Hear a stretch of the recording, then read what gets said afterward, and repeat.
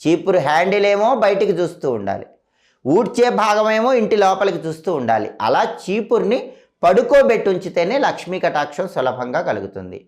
అలాగే చీపురు అనేటటువంటిది శని భగవానుడికి రాహువుకి చాలా ప్రియమైంది. అందుకే ఎప్పుడైనా చీపురు కొనాలంటే శనివారం రోజు కానీ ఆదివారం కానీ కొనాలి.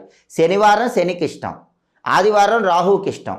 చీపురు శనికి రాహువుకి ఇష్టం కాబట్టి చీపురు ఎప్పుడు కొనాలనుకున్నా కొత్త చీపురు శనివారం రోజు కానీ ఆదివారం కానీ కొనాలి. ఇంట్లో ఉన్న పాత చీపురు పారేయాలంటే అమావాస్య రోజు బయట పారేయాలి. చీపురు కొన్ని రోజుల్లో ఎట్టి పరిస్థితుల్లో కొనకూడదు, కొంటే లక్ష్మీ కటాక్షం తగ్గిపోతుంది.